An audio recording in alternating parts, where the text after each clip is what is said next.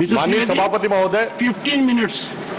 माननीय सभापति महोदय, अभी इस सदन में हमारे साथी गोखले जी द्वारा जो भारत के उस राज्य को रिप्रेजेंट करते हैं जो फाइन आर्ट्स और गरिमा में अपना एक उच्च स्थान रखता है, जिसे बंगाली भद्र लोक कहा जाता है, परंतु आज उस इनिशिएशन के साथ मुझे लगता है उस भद्रता के साथ जो क्रूर मजाक हुआ है उसके ऊपर बात करते हुए मैं पीड़ा के साथ अपना निवेदन प्रारंभ करता हूं। आज हम गृह मंत्रालय के विषय में चर्चा के लिए एकत्र हुए हैं और हमारी सरकार 26 मई 2014 को आने के बाद गृह मंत्रालय की टोन एंड टेनर में क्या परिवर्तन आया, इसे मैं सिर्फ दो वानगी में बताना चाहता हूं। 26 मई 2014 के बाद आप सबको ध्यान होगा, उससे पहले बीएसएफ जो कि गृह मंत्रालय के अंडर में आता है, पहले उधर से बहुत फायरिंग हुआ करती थी। उसके बाद पहली फायरिंग हुई तो मुझे याद है उस समय राजनाथ सिंह जी गृह मंत्री थे। यहां पे खबर आया कि साहब वहां से कहा जाता था फायरिंग हो तो सिर्फ व्हाइट फ्लैग दिखाना है। आपको पता है कि उस समय गृह मंत्रालय से संदेश गया बीएसएफ के डीजी को कि अब ये मोदी की सरकार है, अब व्हाइट फ्लैग नहीं दिखाया जाएगा, फायरिंग के ऊपर 4 गुना फायरिंग का जवाब दिया जाएगा। और आप सबने देखा होगा पिछले 10 सालों में सीमा पर फायरिंग में शांति आ गई है।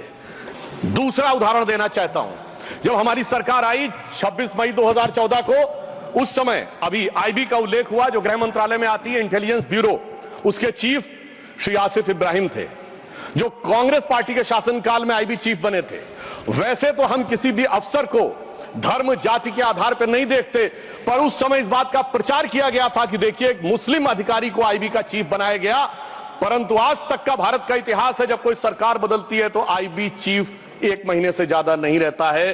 परंतु श्री नरेंद्र मोदी जी की सरकार में श्री आसिफ इब्राहिम का 8 महीने का कार्यकाल था और उन्होंने उसे 8 महीने का कार्यकाल पूरा किया। याद रखना चाहिए कि मोदी जी के कार्यकाल का पहला आईबी चीफ मुस्लिम समाज से था।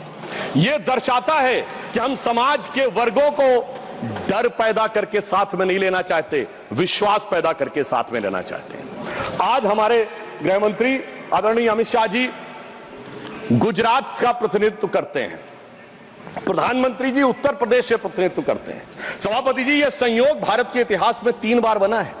पहली बार जब सरदार पटेल गुजरात से थे और पंडित नेहरू उत्तर प्रदेश से थे तो स्वतंत्रता का काल था। दूसरी बार लाल कृष्ण आडवाणी जी गृह मंत्री थे और अटल बिहारी वाजपेयी जी उत्तर प्रदेश से थे, तब भारत ने 21वीं सदी में प्रवेश किया था। आज जब अमित शाह जी गुजरात से हैं और मोदी जी यूपी से हैं, तो भारत ने अमृत काल में प्रवेश किया है। अर्थात मैं कह सकता हूं काल के कपाल पर, भारत के भाल पर कुछ तो नया होने वाला है और कुछ ना कुछ तो नया हुआ है, उसे आज समझने की जरूरत। अब मैं बताना चाहता हूं कि गृह मंत्रालय ने इस दरमियान किस किस प्रकार से कार्य किए। मैं 3 प्रकार के कार्य बताना चाहता हूं। एक, वो कार्य जो पिछली सरकारें भी कर रही थी वो हमने करके दिखाया। दूसरा, वो कार्य जो पिछली सरकारें कर ही नहीं सकती थी, सोच नहीं पाई, वो करके दिखाया। और तीसरे वो कार्य हैं जिसपे पिछली सरकारों ने एड़ी चोटी का जोर लगा दिया कि नहीं हो सकते, वो भी करके दिखाया। पहली श्रेणी में वो कार्य हैं, यानी मैं मानता हूं दूसरी सरकारों ने भी प्रयास किया होगा कि आतंकवाद की घटनाएं कम हो और अपराध की घटनाएं कम हो। तो मैं बताना चाहता हूं आतंकवाद की जो कुल घटनाएं जून 2004 से 14 के बीच में 7214 थी, जो 14 से 2024 के बीच में 2240 है, 69% की कमी आई है। कुल मृत्यु जो नागरिकों की और सिक्योरिटी फोर्सेस की होती थी उसमें 68% की कमी आई है। नागरिकों की जो मृत्यु होती थी उसमें 81% की कमी आई है। सिक्योरिटी कोर्सेस में जो फोर्सेस की जो मृत्यु होती थी उसमें 46% की कमी आई है। और मैं एक महत्वपूर्ण बात बताना चाहता हूं, स्टोन पेल्टिंग के इंसिडेंसेस 2010 में 2654 थे, अब 0 है। ऑर्गेनाइज हड़ताल 0 है, स्टोन पेल्टिंग 0 है, स्टोन पेल्टिंग में जख्मी होने वाले 0 हैं। सभापति महोदय, पत्थर पड़ने के दौर खत्म हो गया, मगर अगर किसी की अकल पे पत्थर पड़ा हो तो उसे बदला हुआ नजारा नहीं दिखाई पड़ता। इसलिए मैं कहना चाहता हूं चश्मा उतारो फिर देखो यारो, दुनिया नई है चेहरा पुराना।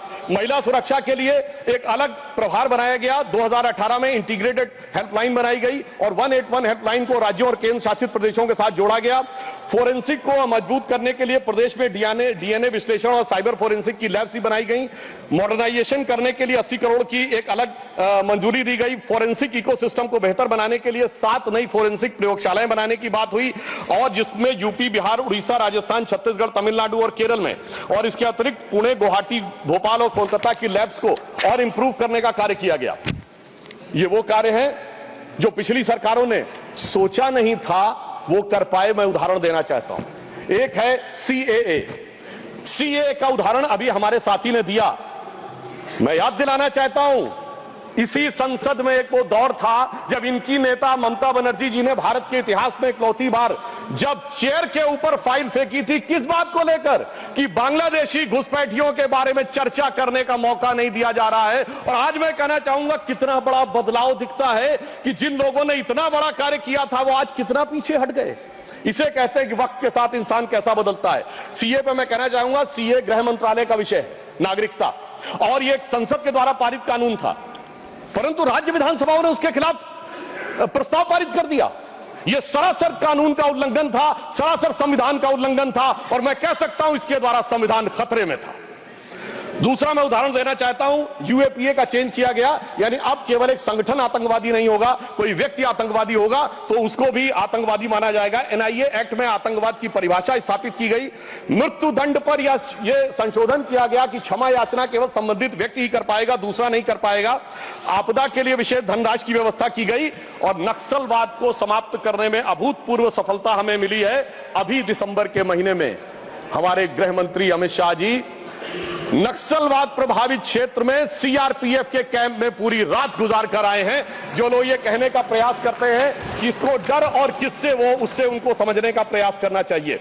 अब वो दौर चले गए सभापति महोदय। मुझे याद है 6 अप्रैल 2010 को दंतेवाड़ा में 76 सीआरपीएफ के जवान शहीद हो गए थे, और उसके बाद ऐसे समाचार आते थे कि देश के कुछ विश्वविद्यालयों में शहीद जवानों के प्रति नहीं, नक्सलवादियों के समर्थन में कार्यक्रम हो रहे थे। वो दौर अब समाप्त हो गया। अब तीसरी श्रेणी में बताना चाहता हूं, वो काम आते हैं, किए हैं गृह मंत्रालय ने, जो पिछली सरकारें कहती रही कि नहीं हो सकता, नहीं हो सकता, वो करके दिखाया। धारा 35A, धारा 370। मैं कह सकता हूं जब सरदार पटेल गृह मंत्री थे, राज्यों का महकमा उनके पास था, वो कश्मीर की कसक जो रह गई थी, वो कसक अगर आज समाप्त हुई है तो अगस्त 2019 में अमित शाह जी के शासनकाल में वह समाप्त हुई है। मैं कहना चाहता हूं, श्यामा प्रसाद मुखर्जी जी ने पहला बलिदान दिया था रावी के तट पर। 26 जनवरी 1930 को कांग्रेस के लाहौर अधिवेशन में स्वराज्य की शपथ ली गई थी, पर वो शपथ अधूरी रह गई थी। तो सरदार पटेल के दिल में कसक थी, श्यामा प्रसाद मुखर्जी जी का बलिदान था, और अटल जी के दिल में वेदना थी। उन्होंने कहा था 15 अगस्त का दिन कहता आजादी अभी अधूरी है, सपने सच होने बाकी हैं, रावी की शपथ न पूरी है। परंतु वो शपथ किसने पूर्ण की? प्रधानमंत्री श्री नरेंद्र मोदी जी के नेतृत्व में हमारे वर्तमान गृह मंत्री श्री अमित शाह जी ने उसको पूरा किया। और इसी के साथ मैं एक पंक्ति में कहना चाहूंगा, इतना बड़ा परिवर्तन भारत के इतिहास में आया कि अपनी सरकार की तरफ से और प्रधानमंत्री जी की तरफ से कि दर्द की रात गई, गम के जमाने भी गए, और मोदी जी के हिम्मत से कई दाग पुराने भी गए। इसके अलावा जो कश्मीर में बड़ा परिवर्तन आया, मैं एक उदाहरण बताना चाहता हूं। अभी हमारे साथी ने डर का उल्लेख किया, तो मैं बताना चाहता हूं 10 सितंबर 2024 को भारत के पूर्व गृह मंत्री सुशील कुमार शिंदे जी का बयान था कि मैं गृह मंत्री के रूप में जाता था तो डल लेक में मैं गृह मंत्री के रूप में होता था, और डर के मारे उनकी क्या हालत होती थी, वह शब्द संसदीय नहीं है। तो मैं अपनी स्वरचित पंक्ति में कहना चाहूंगा, हमारे साथी सब समझ जाएंगे कि लहूलुहान थी घाटी और झेलम डरी हुई थी, खामोशियां रातों की दिन में भरी हुई थी, और दहशत का था वो आलम कि डल लेक घूमने में गृह मंत्री के पग के नीचे धरती फटी हुई थी। और आप समझिए आज हमारी स्थिति यह है कि हमारे गृह मंत्री वो हैं जिनको देखकर आतंकवादियों की छाती फटने लगती है, और आतंकवाद के समर्थन करने वालों के छाती में दर्द होने लगता है। सभापति जी, मैं कहना चाहता हूं, उनकी सरकार और हमारी सरकार में यह अंतर था जो भारत की परंपरा में है। उन्होंने बहुत दिन नाग पंचमी की, नागों को दूध पिलाया, हमने जन्मेजय का नाग यज्ञ करके दिखाया जिसमें सारे नाग आकर समाहित हो गए। तो मैं एक पंक्ति में कहना चाहूंगा, कश्मीर घाटी को लहूलुहान करने वालों सुनो, एक भी शहीद हुआ जवान नहीं भूले हैं, और दूध भी पिलाते हैं परंपरा हमारी मित्र, किंतु नाग यज्ञ का विधान नहीं भूले।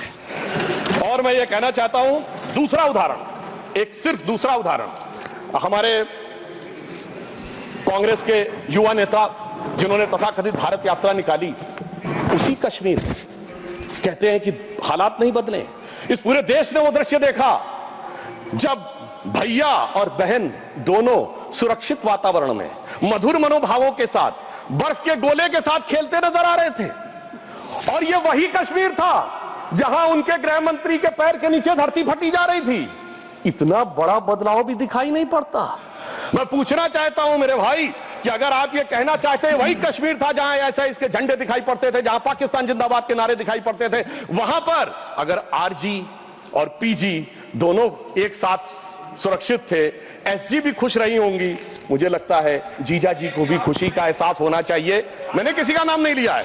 और इसके लिए गृह मंत्री जी को साधुवाद देना चाहिए कि कश्मीर में इतना बड़ा बदलाव देखने को मिला है, कम से कम इतना तो करना चाहिए। और मैं अपने साथियों से कहना चाहूंगा जो उनके नेता बोलते हैं डरो मत, हकीकत का सामना करो कि कितना बदलाव आया है, इसको स्वीकार करो, डरो मत। डरने का काम देश के विरोधियों के लिए छोड़ दो हमारी सरकार ने। इसके अलावा हमारी सरकार के समय में इंडियन पैनल कोड को भारतीय न्याय संहिता के रूप में जो बदलाव किया गया वो एक महत्वपूर्ण बात है। परंतु मैं सभापति महोदय यह भी बताना चाहूंगा कि जब भी किसी चीज की तुलना हो तो तुलनात्मक होनी चाहिए। जब हमारी सरकार आई और गृह मंत्रालय का दौर आया तो उस जमाने में क्या अंतर था सिक्योरिटी में और आज क्या बड़ा अंतर है। राष्ट्रीय सुरक्षा सबसे प्रमुख दायित्व है। जैसा कि हमारे साथी ने कहा, लॉ एंड ऑर्डर तो स्टेट का सब्जेक्ट है, पर राष्ट्रीय सुरक्षा गृह मंत्रालय की बात मैं पूछना चाहता हूं। हमारी सरकार आने से पहले दिल्ली में धमाके नहीं होते थे क्या? मुंबई में नहीं होते थे? चंडीगढ़, गुवाहाटी, लखनऊ, फैजाबाद, जयपुर, नागपुर, हैदराबाद, कौन सा ऐसा शहर का जहां धमाके नहीं होते थे? चलती ट्रेन में धमाके, चलते बस में धमाके, लोकल ट्रेन में धमाके, और लिखा रहता था बस अड्डे पे धमाका, रेलवे स्टेशन पे धमाका, लिखा रहता था छूना नहीं, धमाका हो जाएगा। मगर इसके बावजूद आज वो केवल दक्षिण कश्मीर के 4 जिलों तक सीमित हो गया है। इसके बावजूद इतना बदला हुआ नजारा नजर नहीं आता है।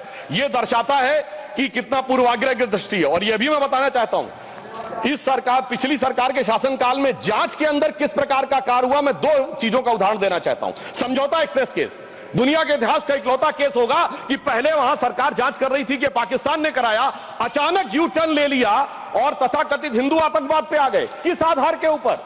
आरोपी के रूप में असीमा आनंद जी का जेल में इंटरव्यू। मैं पूछना चाहता हूं जेल में इंटरव्यू कैसे हुआ? बजाय इंटरव्यू लेने वाले पे कार्रवाई होने के पुलिस के सामने दिया गया बयान एडमिसिबल नहीं होता है और इंटरव्यू के आधार के ऊपर चेंज कर दिया।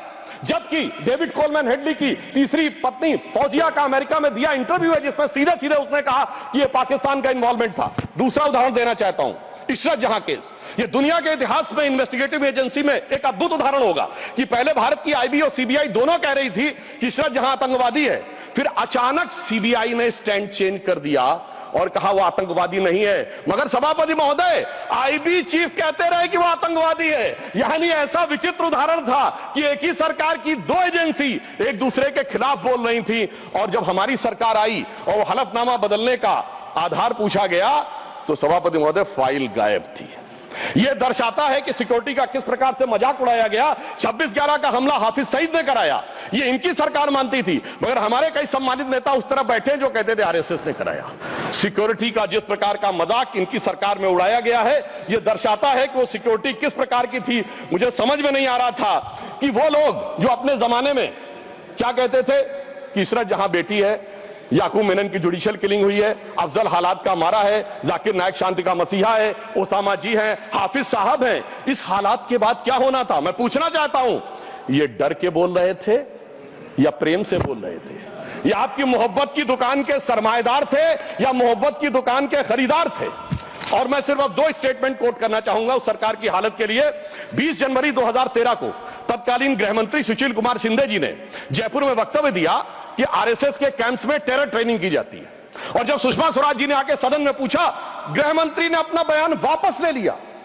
सोचिए, इस प्रकार का मजाक भारत की सुरक्षा के साथ कभी सुनाई नहीं पड़ता।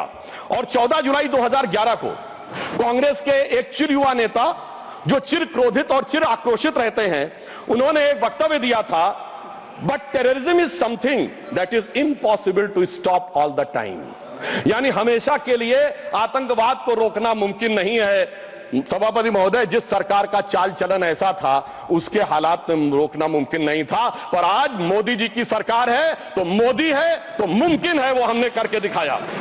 मैं दूसरा बताना चाहता हूं उदाहरण। एक दौर था जिस जमाने में 26/11 हमले के बाद से पहले 2007 में आंतरिक सुरक्षा के लिए नीति क्या थी? हवाना में जाके यह कहा कि पाकिस्तान आतंकवाद से पीड़ित देश है। यह भारत सरकार का ऑफिशियल स्टेटमेंट था। 26/11 के हमले के केवल 9 महीने बाद जुलाई 2009 में शर्म एल शेख में ज्वाइंट डिक्लेरेशन में बलूचिस्तान का उल्लेख आया और यह कहा गया टेरर के अटैक से टॉक्स प्रभावित नहीं होंगी। मगर सभापति महोदय, जो हमारी सरकार आई तो हमने कहा टेरर के साथ टॉक्स नहीं होंगी। और जब से मोदी जी की सरकार आई है, हमने इस बात को बिल्कुल साफ साफ कर दिया है। और इसीलिए पिछले 11 साल ऐसे हैं जब कोई औपचारिक द्विपक्षीय वार्ता नहीं हुई। सभापति महोदय, क्योंकि जब से हमारे गृह मंत्री जी आए हैं, हालात में जानते क्या बदलाव आया है? उस जमाने में शांति के कबूतर उड़ा करते थे, अब गुरु गोविंद सिंह जी के बाज उड़ते हैं। और जिसे हम अपने लखनऊ की भाषा में कहते हैं कि अम्मा मियां वो दिन लद गए जब उस्ताद लल्लू खा फाख्ते उड़ाया करते थे। और अब वो बदलाव ये देखने को मिला है। ये लोग तो वो हैं सभापति महोदय, जिन्हें भारत इतना कमजोर चाहिए था, किसी संसद भवन की छत के ऊपर जो शेर बने हैं उसके लिए लोग गए थे कोर्ट में कि शेर ज्यादा आक्रामक दिख रहे हैं। यानी इन्हें शेर बिल्ली जैसे चाहिए थे, बिल्ली जैसे नहीं, भीगी बिल्ली जैसे चाहिए थे। परंतु शायद ये भूल गए कि हमारे प्रधानमंत्री जी और गृह मंत्री जी गुरु गोविंद सिंह जी से भी प्रेरणा लेते हैं, शिवाजी महाराज से भी प्रेरणा लेते हैं, महाराणा प्रताप से भी प्रेरणा लेते हैं। और उनकी तरफ से हमारी नीति के लिए कहना चाहूंगा कि मन में है धैर्य और तन में प्रचंड शौर्य, बन चंद्रगुप्त मौर्य प्रलय मचाएंगे। और महाराणा और शिवा की संतति कहाते हम शीश कट जाए भले झुकने ना पाएंगे। और बार बार छेड़िए ना भारत स्वाभिमान को, अन्यथा बाद में बहुत पछताएंगे। सौगंध मां भवानी की उठेगी ललकार, जब आपके घरों पे चील कौवे मंडराएंगे। और ये आपने देखा, ये बालाकोट में भी दिखा, ये सर्जिकल स्ट्राइक में भी दिखा। और तब हमारे विरोधी क्या कहते थे? आदमी मरे थे कि कौवे मरे थे, पेड़ गिरी थी कि बिल्डिंग गिरी थी। इस प्रकार के मजाकिया बात करने वाले लोगों को मैं बताना चाहता हूं कि भारत की व्यवस्था, अभी एक विषय का उल्लेख आया हमारे साथी ने, मैं एक बात पूछना चाहता हूं। वोटर डुप्लीकेशन की बात हमारे विरोधी उठाते हैं। मैं कहना चाहता हूं, अगर वोटर डुप्लीकेशन की बात करना चाहते हो तो पहले सिटीजनशिप डुप्लीकेशन तो क्लियर कर लीजिए। क्यों नहीं एनआरसी के लिए हाँ बोल देते हैं, उसके बाद ये मुद्दा ही खत्म हो जाएगा। भाई, जब आप कह रहे हैं कि वोटर्स को लेकर आपके मन में संदेह है तो एक बार एनआरसी करवा दीजिए, दूध का दूध पानी का पानी। मगर सभापति महोदय, एनआरसी क्यों नहीं करानी है? उसका कारण यह है कि पिछले चुनाव में सबसे बड़ी जीत कहां पे हुई है? असम की धुबरी सीट पे कांग्रेस के नेता रकीबुल हसन 10,25,000 से जीते हैं। और असम के जो हमारे साथी यहां बैठे होंगे, धुबरी को मिनी बांग्लादेश कहा जाता है। तो इसलिए एनआरसी नहीं करानी है, मगर डुप्लीकेशन का मुद्दा उठाना है। मैं पूछना चाहता हूं जो लोग इस विषय को उठाना चाहते हैं। सर, मैंने तो बोला ही नहीं, मैंने तो सिर्फ ये तारीफ की वो जीते हैं। I have just put up the facts and nothing personal. I have said he has got the biggest. Sir, हमने तो सिर्फ एक डाटा बताया है। Sudhanshu ji, take your seat. Honourable members, एक second, 1 second. Honorable members, my very extensive ruling is there that this House, the Council of States, is well within its rights to discuss conduct of any person, including member of that House. Not, I will look into it. Look here. 1 second. 1 second. Honorable HM. मान्यवर, मैं बड़े ध्यान से माननीय सदस्य का भाषण सुन रहा था। इन्होंने कोई टिप्पणी माननीय सदन के दूसरे सदन के सदस्य के लिए नहीं की। इनका जीत का मार्जिन बताया, वो रिकॉर्ड का हिस्सा है मान्यवर, भारत के चुनाव आयोग के रिकॉर्ड का हिस्सा है। और इसमें अगर थोड़ा ऊपर नीचे होगा 2-5 हजार, तो कल भाई लेटर देकर सुधार देना सुधांशु। नहीं, एक सेकेंड